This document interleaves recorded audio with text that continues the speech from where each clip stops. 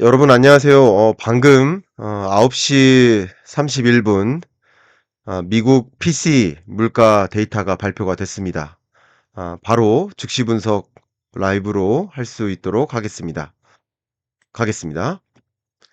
일단 미국 헤드라인 물가 상승률은 2.1%가 나왔고, 그리고 기대치가 2.1%였었고, 전월 헤드라인 물가 상승률도 2.3%에서 떨어졌기 때문에 뭐 헤드라인 물가 상승률만 보면 기대치에 부합하고 전월 물가 상승률보다도 떨어졌고, 또 헤드라인 물가 상승률만 보면 2%라는 목표 물가 수준에 부합하게 매우 가깝게까지 떨어졌기 때문에 물가가 안정적으로 떨어지고 있구나 라고 판단하는데 틀림없이 공감할 수 있는 근거가 나온 겁니다. 그런데 더 중요한 것은 연준이 생각하고 있는 이 금리 통화정책 방향을 결정하는 데 있어서 가장 기준이 되고 있는 그 물가는 그냥 헤드라인 PCE 물가가 아니라 근원 PCE 물가니까, 근원 PCE 물가 상승률이 어떻게 됐는지가 중요한데, 근원 PCE 물가 상승률은 시장의 기대치가 2.6%였거든요. 근데 시장의 기대치를 웃돌고 2.7%로 웃돌고, 또 전월 2.7%를 유지하는 수준. 그러니까 어찌 보면 전전월이 2.6%였고 2.7% 수준을, 그러니까 2.6에서 2.7로 올라간 다음에 근원 물가 상승률이 잘 안 떨어지고 있는 모습. 2.6에서 2.7%로 올라간 이후 2.7을 계속 맴돌고 있는 모습, 소위 2.5 밑으로 안 떨어지고 있는 모습을 연출한 것입니다. 굳이 이 부분을 정리를 한다면 헤드라인 물가, 전체 물가 상승률은 어쨌든 뭐 2%라는 목표 물가 수준으로 가깝게 떨어지는 것처럼 보이지만, 근원 물가 같은 경우는 시장의 기대치보다도 부합하지 않게 물가가 안 잡히는 모습, 그리고 전월보다도 안 떨어지는 모습, 시장에선 다소 실망하는 모습으로 물가가 기대치에 부합하지 않는다, 물가가 잘 안 잡히는구나 라는 끈적끈적한 고물가 기조가 유지되는구나 라는 것을 확인하는 그런 순간이라고 볼 수 있겠습니다. 역시 이 물가를 심층적으로 분석하기 위해서 그냥 PCE만 확인할 수는 없는데, 바로 2주 전에 발표됐었던 CPI 기준으로 보아도 사실 헤드라인 CPI 물가 상승률은 전월, 전전월에 이어서 계속 좀 떨어지는 양상을 지속적으로 보여줬었는데, 근원 CPI 같은 경우는 오히려 올라갔었거든요. 이런 걸 보고도 그때 2주 전에도 제가 불안했었던 것은 헤드라인 PC 물가는 그래도 떨어질지 모르지만 근원 PC 물가는 안 떨어질 수 있겠구나 하는 것이 가장 연준 입장에서는 우려할 바일 것이다라고 말씀을 드렸던 것으로 저는 기억을 합니다. 그런 관점에서 어쩌면 이번에 금리 인하를 했었던 것은, 어쩌면 이번에 금리를 B컷으로 했었던 것은 실수였을 수 있겠다. 금리를 너무 성급하게 금리를 인하했었던 것이다 라는 생각을 했었을 수 있습니다. 이 데이터를 지금 연준 위원들이 확인하는 지금의 순간에서는 너무 저급하게 금리를 인하했던 것이다, 너무 성급하게 금리를 인하했었던 것이다, 그리고 너무 정치적으로 금리 인하했었던 것이 아닌가 하는 비판도, 일부 정치적으로 금리 인하를 했다라고 한다면 정치적 금리 인하 아니었는가 하는 비판도 어느 정도 들만한, 그런 해석이 들만한 그런 물가 데이터의 결과였다라고 이렇게 의견을 드려보도록 하겠습니다. 자, 그러면 잠깐 오랜만에 CPI와 PC를 잠깐 기초적인 측면에서 개념을 잠깐 비교적으로 설명드려 보도록 하겠습니다. 종종 이 비교 설명을 해드리고 있는데 다시 한번 비교 설명을 해드리겠습니다. CPI와 PC는 뭐가 다른가? 제가 사실 우리 한국 소비자 물가 상승률을 설명할 때는 이 두 가지 차이를 비교 설명할 필요가 없어요. 왜냐면 한국은 이 두 가지 다른 게 없거든요. 근데 우리나라는 굳이 따지면 CPI만 있다. 이렇게 말씀드릴게요. 근데 미국은 특별히 PCE도 있다. 이렇게 의견을 드릴게요. 그러니까 세계적으로 대부분의 나라는 CPI 기준, 그러니까 소비자 물가 상승률만 있다. 근데 미국은 특별히 PCE 기준에 더 정확한 정밀한 소비자 물가 지수를 또 가지고 있다. 이렇게 의견을 드려볼게요. 근데 가장 중요한 특징, 둘 중에 PCE가 가지고 있는 가장 중요한 특징은 뭐냐?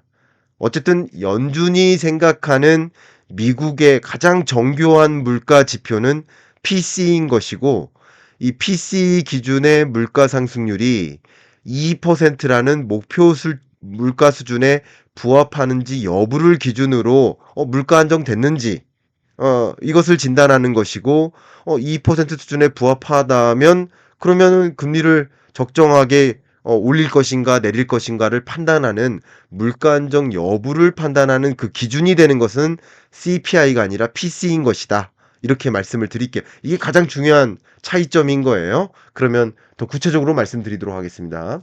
뭐 다른 것보다도 가장 중요한 것은 뭐냐면요. CPI는요. 일단 매월 10일 전후에 발표돼요. 10일 전후. 그러니까 일찍 발표돼요. 근데 PC는 지금 10월 말일 날 발표되잖아요. 10월 말일 날 발표된 지금의 PC 물가 데이터는 9월 물가입니다. 그러니까 이게 뭐예요? 왜 이렇게 늦게 발표되는 거예요? 정교하게 분석하는 거예요. 정교하게. 왜 정교해요? CPI보다 광범위한 품목에 걸쳐서 조사하는 겁니다. 어떤 면에서 광범위해요?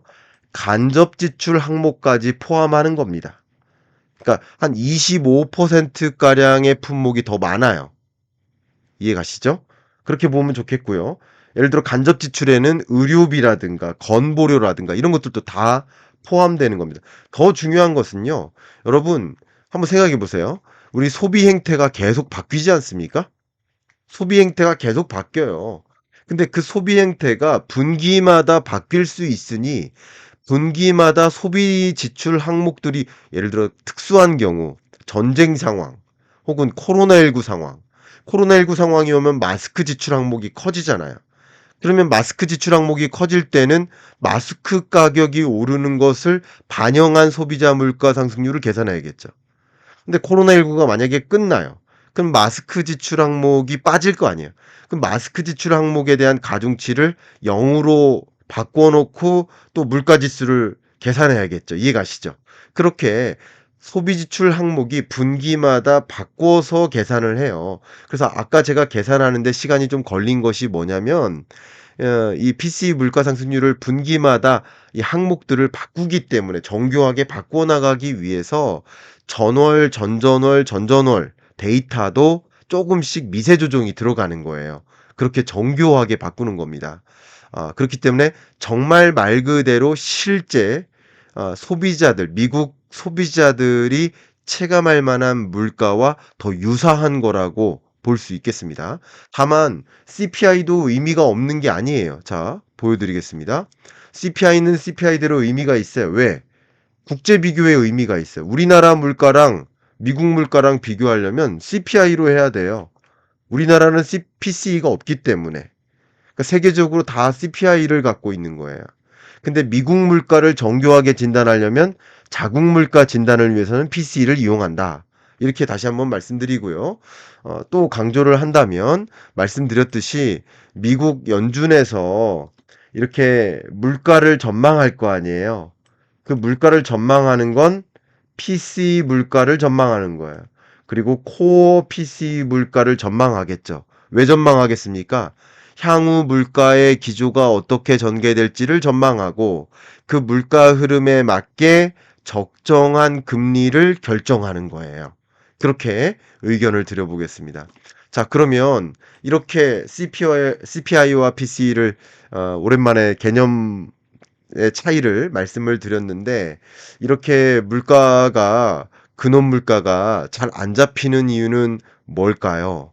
도대체 어떤 부분에서 물가가 잘 안 잡히는 걸까요? 그 부분을 좀 설명을 드려야 될 것 같아요. 물가가 끈적끈적하게 안 잡히는 이유. 많은 분들이 특히 근원 물가가 잘 안 잡히는 그 이유는 많은 분들이 이야기하기를 주거비 때문이다라고도 이야기를 해 왔어요. 그런데 저는 주거비 때문이 아니다. 오히려 인건비 때문이다라고 의견을 그동안 드려왔죠. 그 부분을 제가 의견을 드려보도록 하겠습니다. 물론 주거비 품목의 상승률이 여전히 높은 건 사실이에요. 주거비 항목의 상승률이 현재 4.9%를 기록하고 있으니까 여전히 다른 물가 상승률보다 주거비 상승률이 4.9%니까 높은 거 맞아요.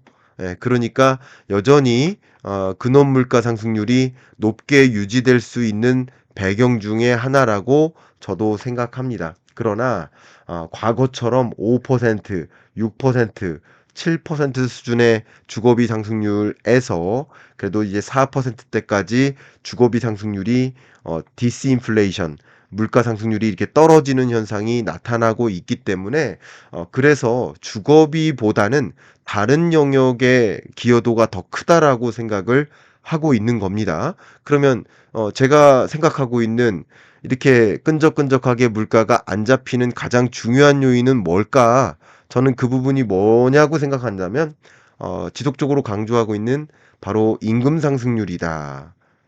보시는 것처럼 미국의 임금 상승률이 나름 3.6%까지 떨어졌다가 최근에 임금 상승률이 3.8, 4.0%까지 올라갔습니다.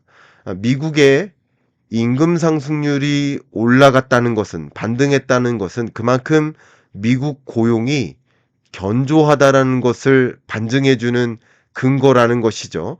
미국 경기가 탄탄하니까 또 미국 고용이 아직도 견조하니까 그러니까 미국의 임금 상승률이 여전히 높은 거예요. 높게 유지되는 거예요.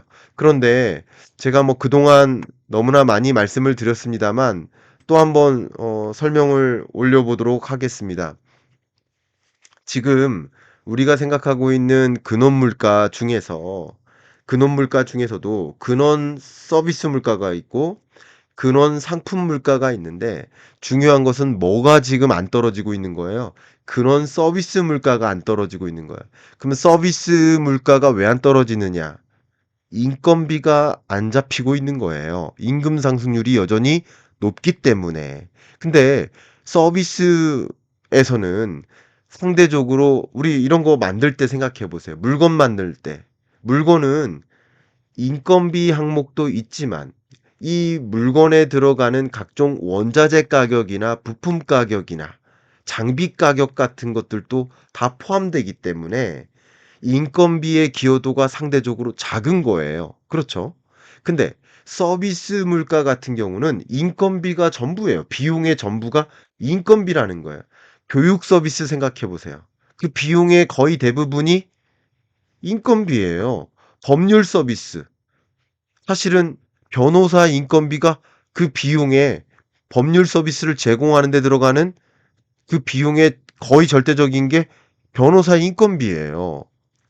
유통 서비스, 금융 서비스, 뭐 물류 서비스, 그 여러 서비스라는 영역을 생각해 보면 서비스업에서 이루어지고 있는 모든 영역의 그 가격은 결국 그 비용 구조가 인건비가 여전히 높게 형성된다면 가격이 안 떨어질 수 있는데 임금 상승률이 높게 유지되고 있기 때문에 결국은 이 서비스 물가가 끈적끈적하게 안 떨어지고 있다라고 해석할 수 있다라는 것이죠. 그러니까 고용이 여전히 탄탄하기 때문이다. 특히 미국 고용 시장이 탄탄한 것도 제조업보다는 특히 서비스업을 중심으로 탄탄하다라는 말씀을 그동안 드려왔었죠. 바로 그런 것이 배경이 된다라는 말씀을 드리고자 합니다. 그 밖에 미국 물가 상황을 좀 진단을 해봐 드리도록 하겠습니다. 물론 미국 물가에 희망적인 요소는 좀 있습니다. 보시는 것처럼 생산자 물가 상승률을 보면 그래도 8월 1.9%, 9월 1.8%, 생산자 물가 상승률이 좀 떨어지고 있는 흐름이에요. 그러니까 생산자 물가가 떨어지면 약 두 달, 세 달 후에 소비자 물가 상승률이 떨어질 것이다라는 기대를 해볼 수 있어요. 이게 선행지표격이니까 기대를 해볼 만하고요. 또 중요한 것이 기대 인플레이션율인데 소비자의 기대 인플레이션율 자체가 뭐 이제 과도한 인플레이션은 없을 거야라고 그렇게 기대를 하고 있기 때문에 기대 인플레이션율이 많이 떨어져 있기 때문에 그렇게 고물가 기조로 전환될 것 같지는 않는다라고 생각해 볼 수도 있을 것 같아요. 그런 면에서 미국 물가가 다시 급등할 것이다. 이렇게까지 생각은 안 돼요. 2차 인플레이션이 올 거다라고까지 그렇게 극단적인 가정을 지금으로서 할 필요까진 없을 것 같아요. 그러나 앞에 말씀드렸던 것처럼 그렇게 끈적끈적하게 물가 상승률이 잘 안 떨어지는 수준으로 2.7%라는 그 근원 물가 상승률이 좀 한동안 오랫동안 유지되는 그런 흐름은 또 지속될 수 있겠다라는 생각은 해 봅니다. 그렇기 때문에 금리를 적극적으로 어 연이어서 인하하기란 좀 조심스러울 수 있겠다라는 판단은 해볼 수 있겠습니다. 그러면 미국 물가 상황 지금 진단했단 말이에요. 근데 결국 지금 물가를 진단하는 이유가 뭐예요? 금리 인하 여부잖아요. 빅컷 여부잖아요. 빅컷은 사실상 거의 어렵다라고 생각하시면 좋아요. 빅컷은 거의 어려운 겁니다. 지금 PCE 근원 물가 상승률이 기대를 웃도는 수준까지 전월 PCE 물가 상승률을 유지할 수준이니까 여기서 빅컷의 금리 인하는 거의 어렵고 또 대선이 끝난 이후에 FOMC 회의이기 때문에 정치적 이유로까지 해석할 수도 없는 거예요. 그 어떤 이유로도 빅컷은 예를 들어서 지난 9월 FOMC 회의는 정치적 이유로 해석할 만도 할 수 있겠죠. 그죠? 그러나 지금 11월 FOMC 회의는 정치적 이유로도 비컷의 금리 인하는 있을 수 없는 거예요. 그죠? 그 어떤 이유로도 금리 인하를 비컷으로 할 필요는 없는 거예요. 그런데 하물며 이 근원 PCE 물가 상승률이 이렇게 안 떨어진 채 2.7%에서 맴도는데 2.34% 정도까지는 떨어져야 금리 인하를 할 수 있는 것인데 전혀 안 떨어졌는데 사실은 9월 금리 인하는 너무 성급했다. 금리 인하 안 했어야 된다. 라는 금리 인하 실기론이 돌 수 있다는 말이죠. 지금 이 순간에는 말이죠. 그런 관점에서 11월 금리 인하를 추가적으로 할 수 있을까? 금리 인하 어려울 수도 있다라는 생각을 FOMC 위원들은 분명히 현재 할 수 있다라고 저는 의견을 드리고 있습니다. 데이터 디펜던트하게 금리를 결정한다면 말이죠. 근데 물가만 볼 것인가? 경기도 봐야 된단 말이에요. 경기 판단도 해봐 드리도록 하겠습니다. 어제 발표됐던 GDP 속보치, 3분기 GDP 속보치가 2.8%였습니다. 역시 매우 견조한 GDP 실적이 속보치로 발표가 된 겁니다. 미국 경제가 정말 3.0, 2.8% 연이어 이렇게 견조한 실적을 보이고 4분기마저 현재 뉴욕 페드의 GDP 나우캐스트 기준으로 2.5%로 현재 전망이 되고 있는데 이 수준이면 미국 경제가 매우 견조한 수준이다라는 것을 전망케 해줍니다. 그러니까 이렇게 전망이 되는 상황에 이렇게 성급하게 급하게 B컷으로 금리 인하할 이유는 없는 것이라고 볼 수 있겠죠. 또 어, 어제 발표된 ADP 민간 어, 고용 증감이죠. 민간 고용 증감 15개월 만에 최고치입니다. 23만 3천 명. 고용 침체라는 그런 건 온데간데 없는 23만 3천 명이라는 어마어마한 민간 고용 증가, 민간 고용입니다. 심지어 이것은 공적 고용이 아니라 민간 고용 증감입니다. 이런 현상 속에서 과연 금리 인하를 연이어서 할 것인가 하는 생각도 들게 합니다. 그래서 물론 중요한 것은 11월 1일 밤 9시 반에 한국 시간 기준으로 밤 9시 반에 발표될 미국 고용 지표, 실업률과 그 밖에 임금 상승률과 이런 고용 지표에 따라서 또 달라질 수 있겠습니다만 현재로서는 참 금리 인하 어려울 수도 있다. 11월은 금리 인하가 어려울 수도 있다라는 생각을 하게 만들지 않을까라는 생각이고, 또 미국 경제를 가장 대변해서 보여주다시피 할 한 가지 소비죠. 소비자 신뢰 지수인데, 여러분 이거 너무 롱텀하게 제시된 그래프라서 잘 티가 안 나시겠지만 이 소비자 신뢰 지수가 이렇게 껑충 뛰었거든요. 이 껑충 뛴 이 값이 9개월 만에 최고치예요. 소비자 신뢰 지수가. 이렇게 본다면 향후 의견을 드려본다면 향후 통화정책 기조 관점에서 금리 인하 기대감이라는 관점에서 과연 금리 인하 할 것이라고 생각할지 뭐 그 부분에 대한 의견은 뭐 확실치는 않죠. 그러나 물론 앞에 말씀드렸던 헤드라인 물가 상승률만큼은 어쨌든 떨어졌기 때문에 그래도 뭐 금리 인하 연이어서 할 수 있다라고 또 익스큐즈를 할 수도 있겠죠. 물론 가장 중요한 기준선은 어 근원 PC임에도 불구하고 그런 익스큐즈를 할 수도 있겠지만 뭐 최근에 그랬듯이 9월 FMC 회의 때도 그랬듯이 그럴 수도 있겠지만 어쨌든 지금의 금리 인하 기대감에 대해서 의견을 드려보도록 하겠습니다. PC 발표 전 단계에서도 세미 패드워치 상에서 금리 인하 기대감 그래도 어 11월 7일 FMC 그러니까 한국 시간으로는 8일 새벽 4시입니다. 그때도 제가 즉시 분석해 드리겠습니다만 금리 인하 할 거야. 0.25% 포인트 인하할 거야라고 사실상 굳게 믿고 있는 거예요. 그 믿음은 뭐 깨지지 않을 거라고 생각은 합니다. 뭐 그러나 지금은 뭐 이 근원 물가가 떨어지지 않은 것에 대해서 상당 부분 실망하고 있지 않을까 이렇게 판단을 할 수 있겠고요. 또 금리 인하 기대감이라는 관점에서 해석을 해본다면 11월에는 한 차례 인하를 하고 또 12월에 연이어서 한 차례 또 인하를 하고 뭐 또 25년 또 이어서 금리를 쭉쭉 인하해서 25년 중반에 어찌 보면 이렇게 이때가 마지막 금리 인하를 단행하는 그죠?